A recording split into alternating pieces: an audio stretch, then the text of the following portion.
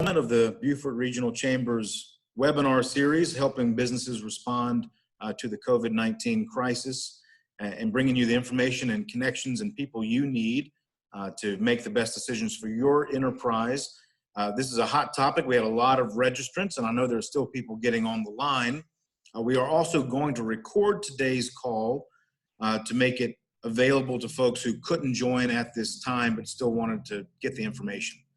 So we're going to begin recording in just a minute, but before we start, I wanted to remind you of a couple logistics points before we begin. One, we're going to keep everybody on mute. You can submit questions via chat, and I'm going to monitor on this end as our Ginger and Susan, and we can get to your questions via chat. If we're able to unmute somebody without having too much feedback, we may be able to do that. But go ahead and get those questions into us via chat if you want to ask one. We've got quite a few things teed up, so we'll start with some of those bigger questions. But that's the way we'll run the call today. So thanks for keeping yourself muted. We're going to be muting you on this end, and we're going to begin recording now.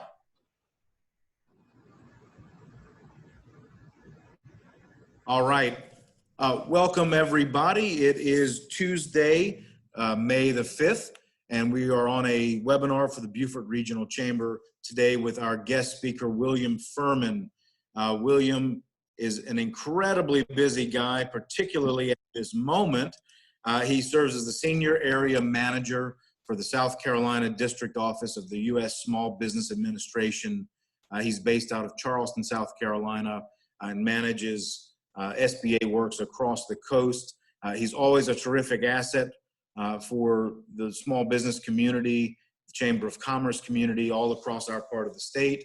I've enjoyed working with him for a long time, and never has William been more in demand and more busy helping businesses and banks translate all kinds of questions with a quick, evolving, and too often confusing, expeditiously accelerated lending programs. So, William, we sincerely appreciate you making some time for members of the Beaufort Regional Chamber today. We've got a good group assembled on the call and maybe more joining us. So sincere thanks. As quick intro, the Beaufort Regional Chamber just completed a business impact survey, and those responses were not surprising. Impacts have been widespread. About 89% of our respondents have reported revenue impacts, 80% operational impacts.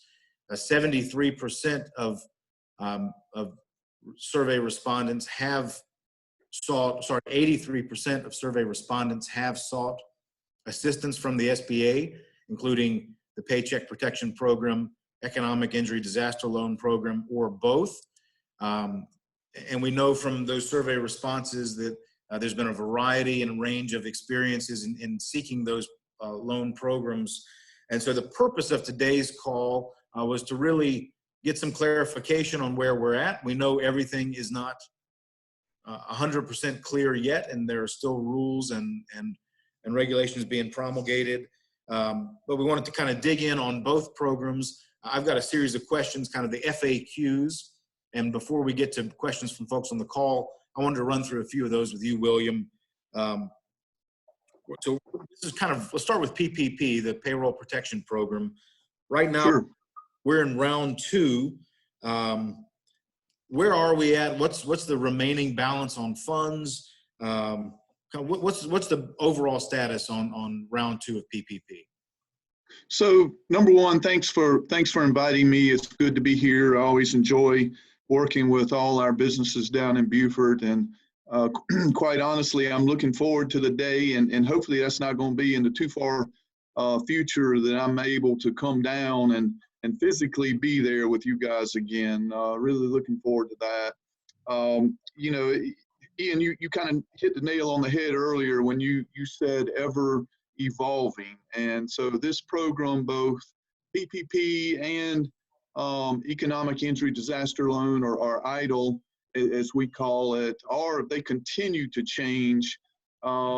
and it can be frustrating for both the businesses and SBA. Take it from me on that one. You know, some of the answers that we have given in earlier in the rollout of these programs, you know, while the answers were correct at the time, policy has continued to change, and it continues to change every day. So just keep that in mind. But we do have some good news, you know, as far as where we are today, and what we're seeing now is that the requests for PPP are actually slowing down. Banks are actually getting caught up on applications. I've talked to many banks this morning about where they are. Some were totally caught up, and some were, you know, picking up, you know, onesies and twosies as far as loans go. And those loans that are coming in now really are the smaller loans. They're the sole proprietors, those independent contractors. Those are the ones that they're kind of seeing at this point. And if you recall, when this all started, those sole proprietors, they were pushed out a week behind other businesses. So we're still seeing a few of them. And right now, as of yesterday, SBA still had $145 billion left in PPP, which I think is really surprising a lot of people. You know, there were projections that banks had enough loans and applications on hand to use all of the funds that were available in round two. And round two was $320 billion. So we started out with 320, and as of yesterday, I'm sure we're down a little bit today from that, but as of yesterday, we had 145 left. And so I think that's good news. You know, we're seeing the banks are getting caught up, lenders are getting caught up. And so, you know, that's telling me that, you know, we're meeting the demand for these PPP loans. William, we've still members and business owners with questions and difficulty finding a lender to process the loan application. Could you explain just a little bit about how different lenders, different banking institutions, based on their geography, their size, how different banks are having to go about this process, and offer any advice for somebody who still might be seeking a bank? Yeah, that's sure. That's a good question. And I've actually had a couple of calls this morning from people that for one reason or another had not been able to find a bank. And so, you know, if you start at the top, if you have the big national banks, and they are processing loans a little bit differently than, say, the community banks. You know, they rely on IT a good bit. They have specific programs that they're able to enter their applications in, and they actually are able to submit them via batches of thousands of loans at one time to SBA. And so there have been some bumps in the road for all lenders. So let me just say that up front. We acknowledge that, but it has been, especially as the further we go, the better it gets. And so you have those larger lenders, which their customers actually interface with a portal with that lender. And SBA doesn't have anything to do with that portal. This is a lender, you know, they've developed their own portal, and that's how they're focusing on processing these PPP loans. You know, if you look at your smaller community banks, they're dealing with their businesses one-on-one. They're still doing everything manually, and so there is direct contact there with the bank. And so, you know, we're seeing that. And then you also have the some fintech lenders, online lenders that have jumped in the PPP game. And, you know, of course, everything that they have done so far is online, no personal contact at all on those. So we've got a lot of different avenues, a lot of different types of lenders that are participating in the program. And if you don't have a lender at this point, there's a couple of things. Number one, if you go to the SBA's, South Carolina SBA's website, and that is www.sba.gov/SC, as in South Carolina.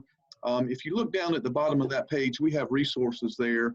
And one of those is a list of all the SBA participating lenders. So that gives you a good place to start if you're still seeking a lender.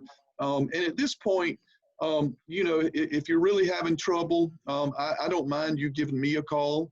I'd be happy to talk to you. Either call me or email me, and we can help you find a lender. And on the flip side of that, if we happen to have any local banks on the call, if they're in a position and if they're seeking additional applications, PPP applications, I would love for you to reach out to me and just let me know so that we can help guide these businesses to make sure that everyone receives assistance.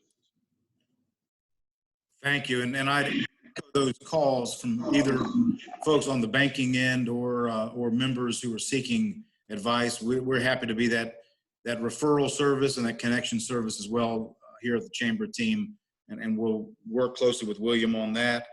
Can I get to the timing question? And this has kind of been one of those pervasive ones for folks who have been approved for a PPP loan. They're intended to have 8 weeks to use the funds. When does that start? And can you give us any guidance on that expenditure of funds within 8 weeks? I know it's been a source of confusion. Yeah, well, it's been a source of, I guess you could call it confusion, but I would call it more maybe a source of concern. And so the time starts when you receive the PPP loan. You have 8 weeks to use those funds for authorized purposes to obtain forgiveness. And the clock starts ticking on those on the use of funds the day that the loan closes. And I say it's a source of concern because we're about a month into this thing now for those businesses that got the very first loans, and they have 8 weeks to use those. And so a lot of those businesses may not have even been open, and so they weren't able to they may not have had staff on payroll. And so that's the concern that I think I'm hearing. I'm seeing it in the press that for this, especially if you look at a restaurant that hasn't been able to open, it's going to be very difficult for them to utilize their funds that they qualify for in those 8 weeks. And so, things evolve every day. So I just caution people. I know that's been brought up. I know our congressional delegation is aware of that concern, and it wouldn't totally surprise me at some point to see that change. But today it is still 8 weeks, and that 8 weeks start when that loan closes. So kind of a corollary question to follow up, I just got via chat. Can a business use PPP funds to pay hours not worked? So while people were, let's say you reduced hours, about a quarter of our survey respondents have reported they significantly cut hours without making layoffs. Can you pay those, can you use funds to handle back pay for folks who had their hours cut? Yeah, so before I answer that, let me just say that SBA has not issued the final guidance on PPP forgiveness. So that's a very key point for today.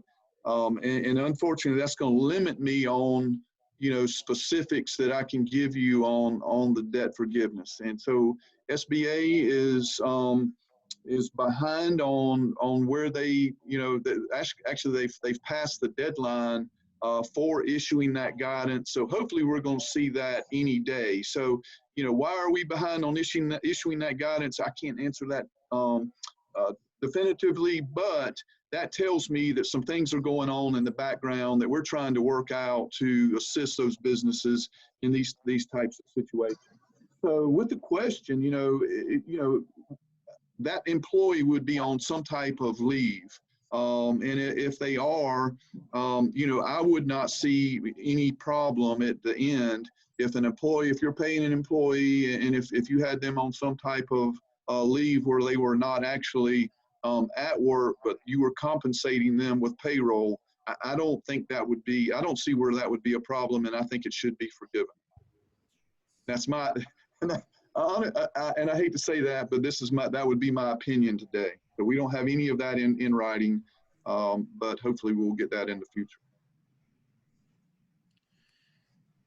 So what about for contract workers, 1099 workers? That's questions also come in, and I know it's been a concern. Can you pay 1099 workers with PPP funds?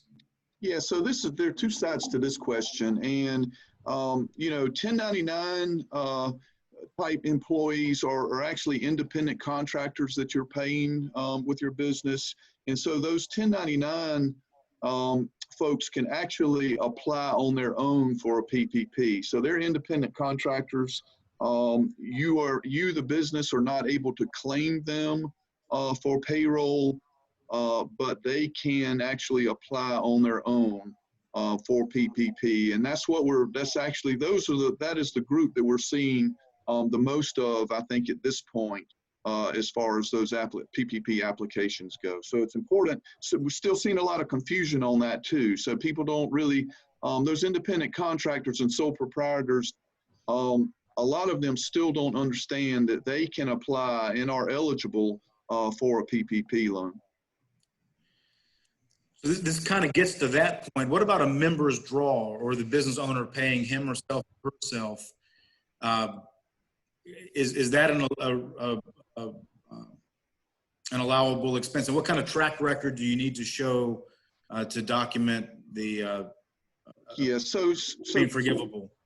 It can be. So if a business, if the owner of a business has a Schedule C, that is what SBA and lenders are using to document that. And basically that would be the net profit of the business. So if you took the net profit of the business off your Schedule C and divide that by 12 to come up with a monthly rate, and then multiply that by 2.5, that would give you your eligible loan amount. And your lender should be able to assist you with that. Your lender is going to ask you for your 2019 tax information, whether you have filed or not. That doesn't matter.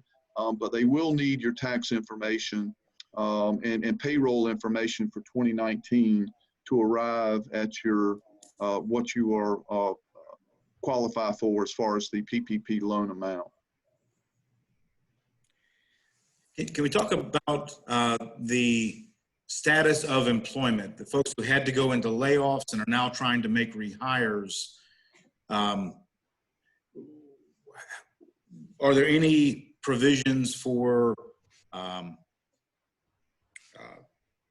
handling folks who have been rehired halfway through the PPP loan program?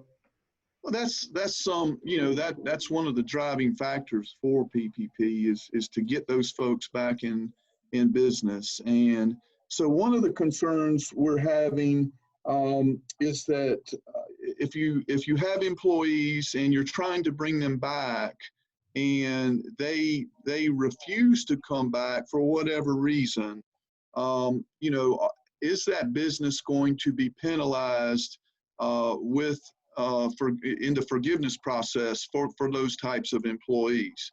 They may be on unemployment, but SBA just recently came out, and that's one of the things that we have issued on forgiveness, is that if that business is attempting to bring that employee back, but they refuse to come back again for whatever reason, as long as that business has documentation in writing and a paper trail showing that they are in good faith trying to bring that employee back, they will not be penalized when it comes time for forgiveness of the loan. Now, the flip side of that is if that employee, and SBA doesn't, we don't regulate unemployment, but if the business is offering and trying to bring that employee back on the job, and they refuse, then they really are not eligible to draw unemployment. So that's the kind of the flip side of that piece. I don't know if that answered your question or not, but Yeah, that's helpful guidance. Thank you, William. Had another one in regarding non-salary payroll benefits. So employer contributions to medical insurance, retirement. Apparently on the PPP borrowers worksheet, those are separate items. What's the reason for those payroll costs being separate, and is there any documentation needed to handle covering those funds as or those expenses as under the PP forgiveness? yeah, as payroll. And so yes, they should be considered. They should be considered in the beginning when you're obtaining your PPP loan, and then those items would be included as well at the time of forgiveness. They would all be included in payroll. Great. I also want to make sure we get to the EIDL, the Economic Injury Disaster Loan, and kind of a bridge between the two. If a business has applied for both and they've received the EIDL advance and they're now going through the PPP process, how do these two programs work together? What's the best counsel on how do they impact each other? Yeah, we're seeing a lot of confusion on that piece. And so you are eligible to receive both the EIDL advance, the EIDL loan, as well as the PPP loan. So keep in mind that the PPP loan is to be used for at least 75% payroll. You can also use 25% of that for rent, utilities, and mortgage interest. And so the EIDL portion of that is really more general. It is to be used for working capital. So if you have both of those, you need to be very careful. You need to use your PPP loan for your payroll, and you need to use your EIDL proceeds for other working capital needs. And as long as you do that, just keep good records. Don't commingle the money. It would really be of good advice to place those PPP funds in a separate account to make it a little bit easier for you to track exactly where those dollars go, and exactly, you have exact documentation. We don't know specifically what the business is going to have to submit to their lender yet to document that forgiveness. So just keep that in mind. You just need to do a really good job in documenting that. If you receive the EIDL advance, which does not require repayment, and you receive the PPP loan, that EIDL advance is going to be deducted from your forgiveness on PPP. So just for instance, let's say you obtained a $100,000 loan, PPP loan, and you received a $10,000 EIDL advance that doesn't have to be repaid.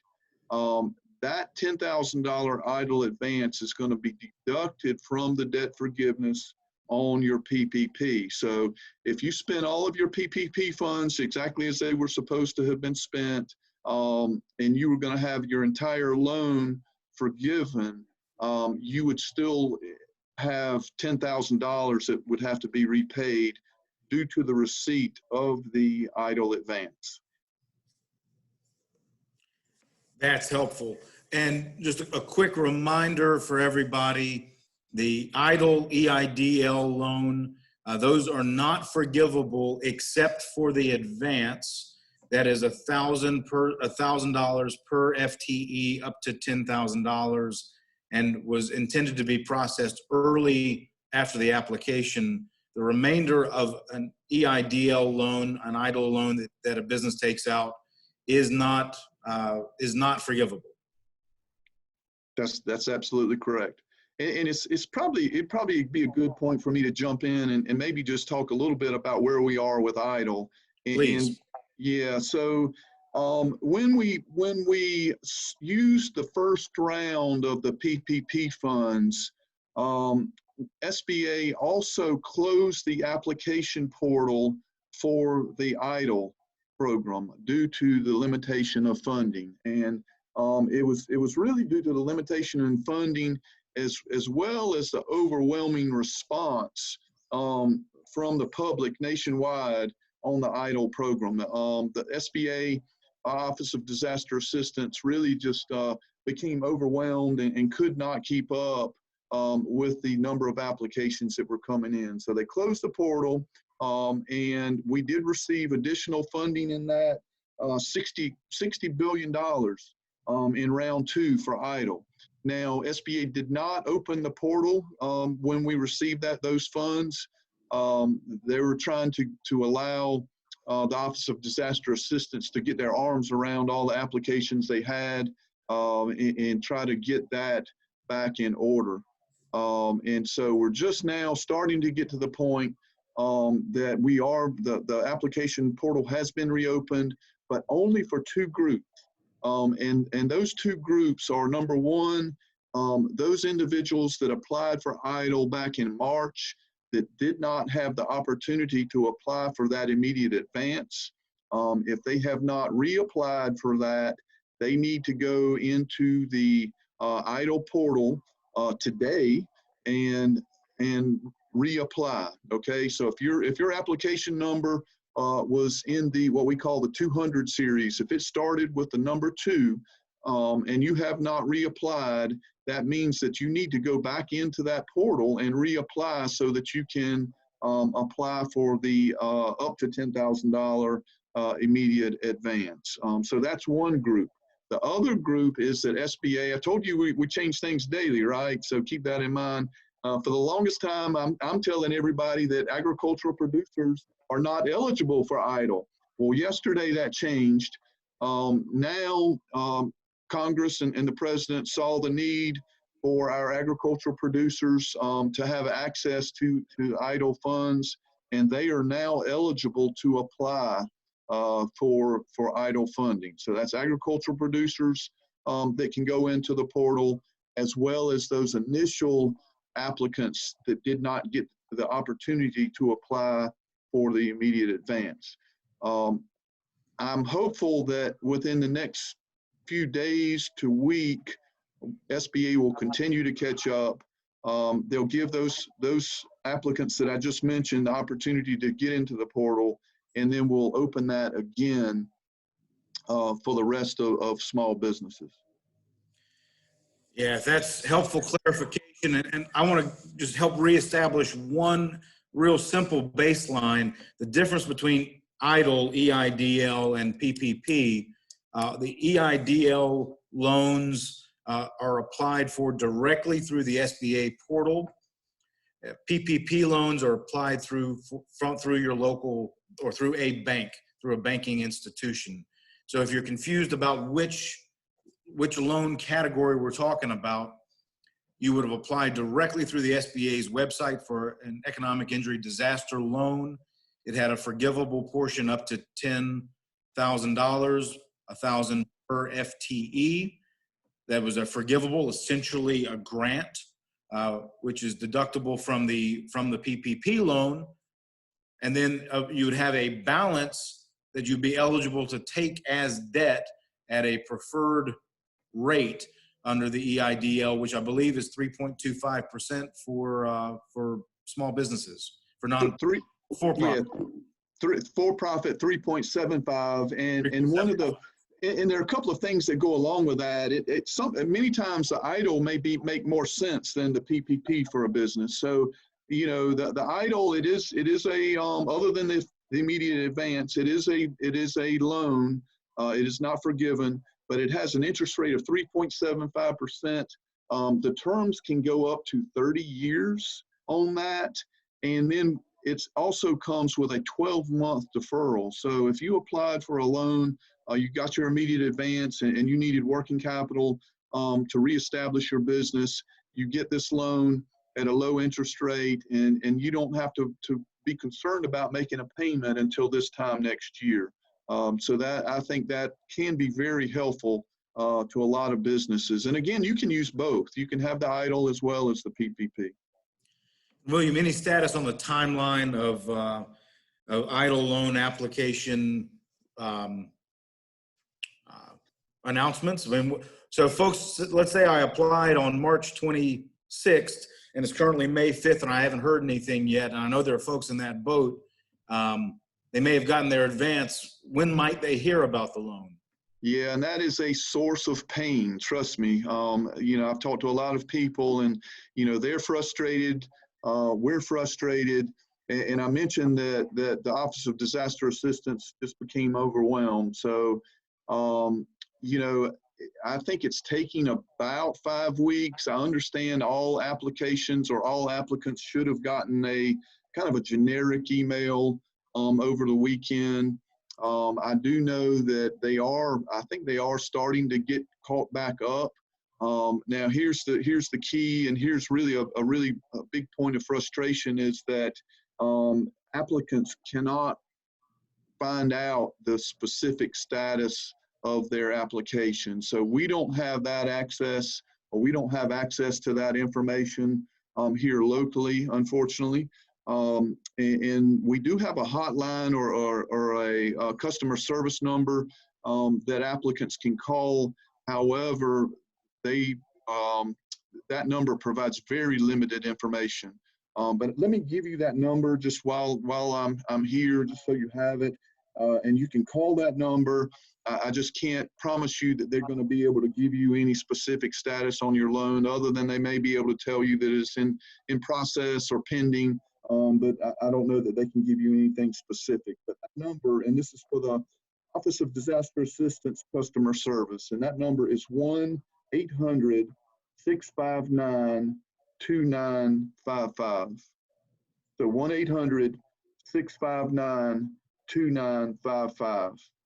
And you can call that number, and they may be able to give you, again, some general information, but people want to know if you applied, and I completely understand. If you applied in March, you just want to know, is it going to be another week? Is it going to be another month? You need some information, and we understand that. And the Office of Disaster Assistance is working very hard. They are trying to hire more employees to try to deal with the volume of applications, and they're working through them. Every day we see more and more people that are receiving funds. And what will happen, and I think this is an important to know as well. And so what will happen is that many times that business will see their immediate advance show up in their bank account, and they will not have received any other correspondence or information. And so just be aware of that. Keep an eye. I mean, it's always good to see a deposit in your bank account. And so be aware of that. Once that happens, know that the Office of Disaster Assistance is going to follow up with you, and at some point they will make you an offer of a loan. And this is the loan that is not forgivable, but you'll receive the offer of a loan. And generally, I think what it is going to be based on the information you submitted, but it's generally going to be about 2 months worth of working capital. And so you have the option to take that or leave it. You can keep the immediate advance, which is a grant, and you can decline the loan if you do not desire that. So it gives you some options there. The grant will come first, and then the offer of the loan will come at a later date. William, thank you. And I guess it's as good a time as any to also acknowledge that while there have been some delays that have caused a lot of anxiety, and you've been gracious acknowledging that level of anxiety by business members, it's also been an incredibly mammoth exercise that the SBA has been asked to undertake right now. I mean, the loan programs that in previous years may have done less than $40 billion a year, in less than 6 weeks' time, we're trying to pump out more than $600 billion while folks are working remotely. So this has been a truly mammoth effort. It's been a truly mammoth effort by banks as well, who are trying to deal with an inordinate volume of applications with a lack of clarity. So there's a lot of frustration to go around, but there's also a lot of applause to go around for folks at every end who have been working exceptionally hard during this whole period. Yeah, I like the stat that, and this was in the first round, that SBA, we did 14 years worth of loans in about 4 weeks. And so that just kind of puts it into perspective a little bit. And I do want to thank all the lenders. Hopefully we may have some on the call, but they have been working, as we all have, but they have been working night and day and on weekends to try to assist our small businesses and get these funds out. And, SBA could not have done it without them. And so you've seen what the difficulties that we've had with EIDL. And so this was just a fantastic idea to develop this program to get our lenders involved to help get these disaster funds on the street. So definitely appreciate all the work that they've done. Hey, William, we've got a couple more questions that have come in that I want to make sure we get to. Most of these are going to pivot us back to talk about the PPP, the Payroll Protection Plan, and those forgivable loans. I'll try to go through a couple of these in kind of rapid fire. Pay increases. Can you increase the rate of pay for employees during this period and have that amount forgiven? Or is the forgivable amount tied to prior earnings? So, I really, and unfortunately, I'm going to have to say on a lot of these, I probably can't answer definitely, but, the interim final rule does address the need to maintain the level of pay for employees and not decrease the pay. It does not address increases or bonuses. And so, I can't give you a definite answer, but to me, it would make sense to allow businesses to provide bonuses and increases in pay, and have that forgiven. But until we get that the final rules on debt forgiveness, I can't give you a definite answer. Hey, that's fine. I just want to make sure we're getting to all of these, understanding that they all can't get answered if there's not yet. And let me make one other point, because I think that this came to my attention today. There's been a lot of information about debt forgiveness that's being posted on various sites and coming from various sources. And so the only source that is 100% accurate is going to be the website for the U.S. Treasury. So SBA is working with the U.S. Treasury, and all of the information as it comes out is posted on the Treasury's website.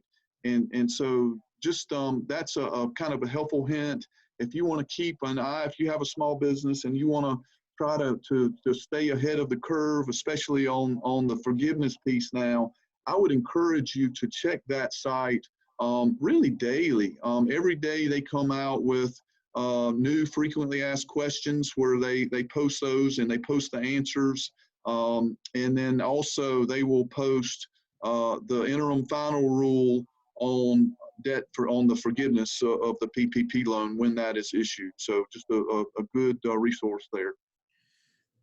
Yeah, I love the term interim final rule. It's an interesting Yeah. phrase. Yeah. Regarding the PPP, you obviously have to have employees. Let's say you've separated from some of those employees and you have to bring folks back on. Do you have to bring the same individuals back on, or can you, any rehired positions, are they eligible for payroll forgiveness? Yeah, so I don't think that the information that we have today does not address having to bring back specific employees. It just talks about numbers. You need to have your same number of employees back by June 30. And so I don't think that would be the case. And I mean, you're going to have in any, in a perfect world, in perfect times, you're going to have transition. You're going to have employees that come and employees that go. So I don't think it will tie back to specific employees. So payroll taxes, can PPP be used to cover payroll taxes, federal or only state? And what's the forgiveness status on tax payments? And so it's only for payroll. And so if you have any of the taxes that that the business actually has to pay, I don't think that those are included. And so anything you qualified for the loan would be eligible for forgiveness. And so that's, I guess, the easy way to look at that.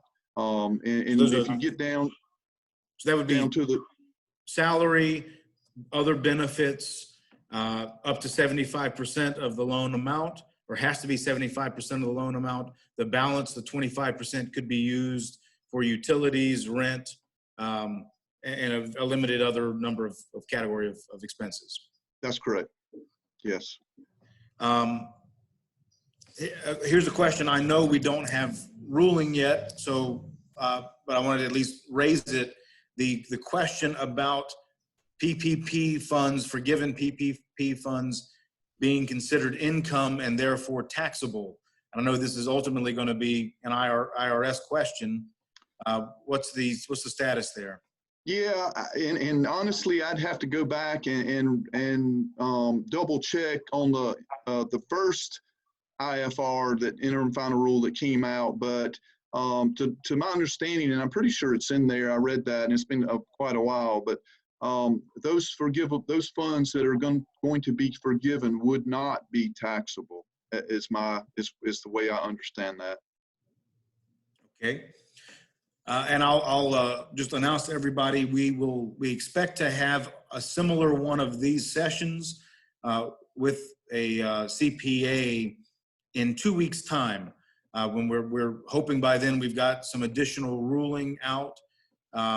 So anybody who's interested, know that that's coming down the pike for us here.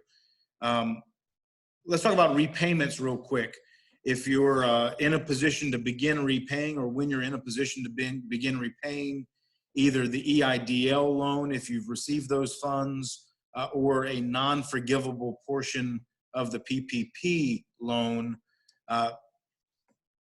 how are you going to know that you're how are you going to know how to repay? What does repayment look like? Yeah, so that would be a question that you really need to talk to your individual lender about.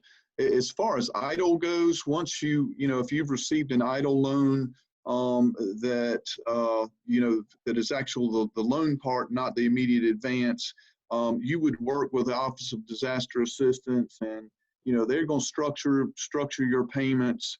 And even if you wanted to start repaying that loan during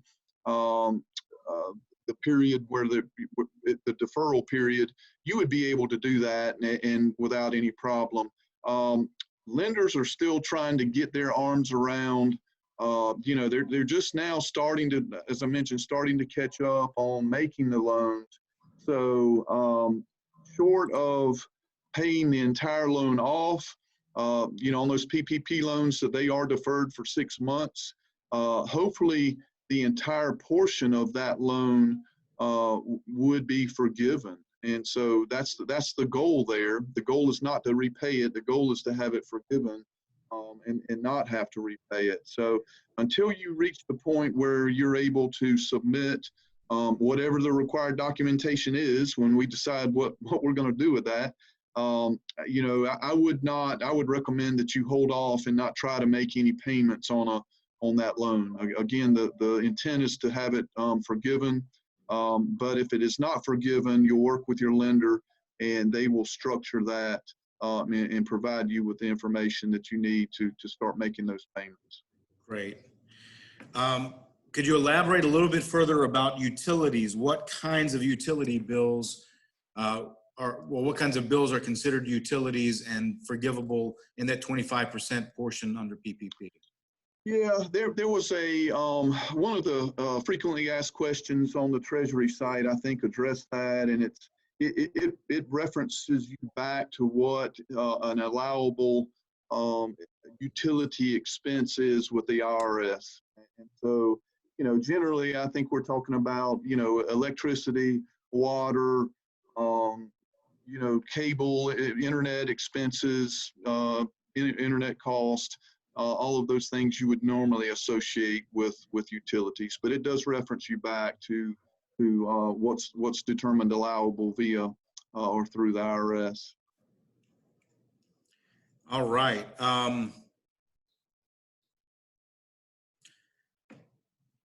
Let's talk about, there's a lot of questions still lingering about what is forgivable, what's not. If a portion is deemed not forgiven, and there's currently a 2-year window on repayment, what if that's not enough time? Yeah, and that's where I think we're going to see more guidance come out on that. And so really it's not even 2 years. The first 6 months are deferred. And so you're really only talking about 18 months right. To make the payments. It is a 1% interest rate, which is absolutely fabulous. But if you're looking at 18 months and if it's a substantial debt, that can certainly create a cash flow problem for a business. And so I think that's where SBA is they may be struggling a little bit on some of these issues to get that final guidance out and to allow that. But just to put it into perspective, the PPP is technically what SBA calls a 7A loan. And that is a government guaranteed loan that we work with all our lenders on. And, on the regular program, the 7A loans can be used for working capital, they can be used for machinery and equipment, and they can be used for real estate. Well, on a working capital loan, SBA will allow a 10-year term on a regular 7A loan. So the PPP, we're talking 2 years. So that gives you some perspective on that. And I think there will be, the last thing that I think SBA wants to do is to create a cash flow problem for a business due to inadequate terms on a loan, as well as jeopardizing the loan with a lender. And so I think at the end of the day, SBA will resolve that, and there will be some workarounds for those types of situations. So really the best advice here seems to be manage your operation, if possible, to maximize the amount of forgiveness. Absolutely. PPP loan. Without a doubt. Spend the money the best that you can on payroll and other authorized expenses. You haven't asked, and I can't answer this, but another question I'm getting a lot is what happens when I get to the end of my 8 weeks and I have not been able to spend all of my money from my PPP loan, and I can't give you an answer on that. I really can't imagine that it would affect your forgiveness on the portion that you have been able to spend, but we'll just have to wait to see, what the final rule is, and hopefully that will be in the next a matter of days. Again, SBA was supposed to have already had that rule out, and so we're really anxiously awaiting that. Great. I think we have gotten to all the questions. There was another one in about payroll taxes, and I'll confirm there that based on our prior conversation, payroll taxes are not included in the forgivable portion of the PPP. Yeah, and I'll tell you, if that individual would like to give me a call, I'll be, and talk about specifics. I'll be happy to do that. My phone actually, knock on wood, my phone actually calmed down a little bit today, and I hope that's an indication of things to come. So the best way to reach me is on my cell phone, and I don't mind giving this number out. It's 843-324-0788. And give me a call or shoot. My email is another good way is william.furman, that's FURMAN @SBA.gov. And we can work out those specific issues with you and make sure we give you the correct information on that. William, that's incredibly generous. for you to share the information like that. I know how hard you've been working. I know how many calls you've been getting and how much guidance you've been providing. You've been a terrific asset to our region and our business members here. We sincerely appreciate you being on the call. We're at 50 minutes, which was a little longer than we expected to go, but the question volume has been great. I hope we've gotten to about all of those questions. If we didn't cover yours, please send it to me, send it to William. You just had his address. My email address is Ian, I-A-N, at BeaufortChamber.org. If we can't answer directly, we'll be happy to forward your question on or try to find somebody that can address them. Real quick, before we adjourn, a little bit of promo. We've got another session coming up next week, same time, and that's going to be dealing with human resource issues. So if you are in a position of managing people, struggling with how to communicate with them, trying to be both clear but compassionate, and you could use some counsel on how to do that better in all those difficult HR conversations, we'll have a great expert on next week to give you some tips and advice for how to be a good communicator with your employees. That'll be Tuesday, May 12th at 1 p.m. Flash forward one more week, Tuesday, May 19th, also at 1 p.m. We'll have a CPA on the line, expecting some additional guidance by then, and can try to help answer some of your tax implication questions associated with these programs and your overall tax filings. There's more in the pipeline, and there's other topics we're working to get on the agenda that we know are pressing. We'll add those as we can. If there's something you are eager to hear from and you believe the Chamber could help you get the information you're looking for or help connect you with an expert or a leader in our region, please email us. My email, ian@BeaufortChamber.org. William, thank you so much again for your time today. Thanks for everybody with us. We had a great call. It's been recorded. We'll try to make this available online if you want to go back and listen for anything or share with colleagues. And that'll wrap us up for the day. William, thank you. Thank you. Take care.